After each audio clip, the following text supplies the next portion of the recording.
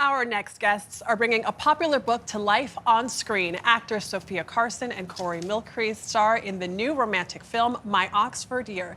It's based on the novel by the same name by Julia Whelan.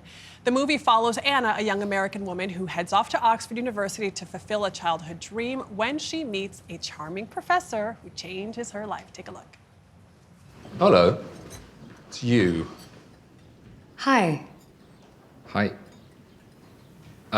Ladies and gentlemen, we have a student here, all the way from... New York. New York, New York. Welcome, welcome. I notice you don't have any cake. We have to make you feel at home. And they do say that everything is bigger in New York. Actually, that's Texas. Either way. It is Texas. First on CBS Mornings, Sofia Carson and Mylchreest join us now. Welcome. Thank you. So, Sofia, you were executive producer on this project, involved throughout the whole thing, I imagine.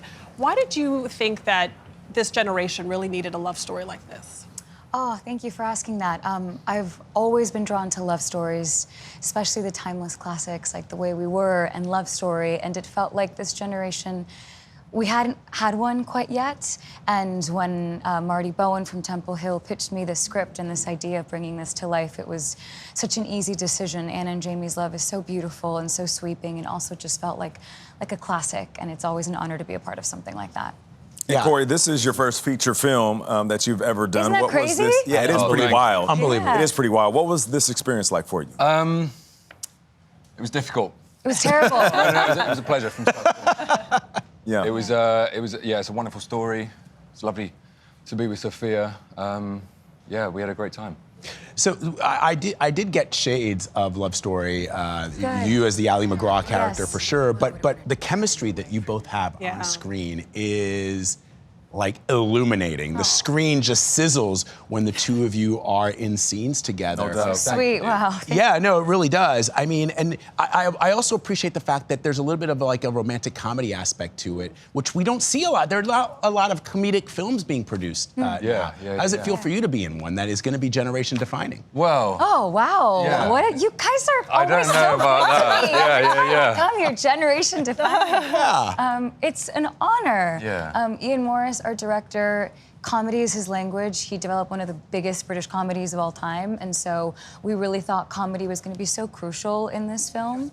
And it's one of my favorite parts of how like the balance of the darkness and the light is accomplished through comedy in a really beautiful way. yeah, I think it's so important as well to like open up people's hearts with the comedy, so that later on the story can have a punch of a different sort. Well, you come for the rom-com, but you stay for the life lessons. Oh, that's yeah. beautiful. There's just like this, there's a twist you're not expecting. I was crying watching the end of this movie. Oh my gosh. We were all watching it around the same time at our respective homes. I think there were tears all across the New York area. Thank you, guys. We were teasing about it in the green room, but how did you choose Corey for this role, Sofia? He loves this story. I don't know if this. In all seriousness, I think the world fell in love watching him as King George and Queen Charlotte. He just really captivated me with his incredible talent. And he's really terrible to look at, so that was the one thing that we had to really work with. How did you work with A lot of acting. Yeah. But then the second he walked into the room, I flew to London for some chemistry reads, and I always knew it would be Corey. And as soon as he walked in, and we just kind of melted into each other's characters, and it just kind of became Anna and Jamie pretty effortlessly, and that's such a gift. Thematically, it touches on so many different points that pull at your heartstrings. The dynamic of relationships with family members, the idea of love and loss, and also the reality of how fragile life is. But I want to focus on something that was said, and I'm paraphrasing. It was, even though it's fleeting, it can be meaningful. Yeah. Were there certain themes within this movie that pulled at you? Not your character, but pulled at you as individuals? Wow.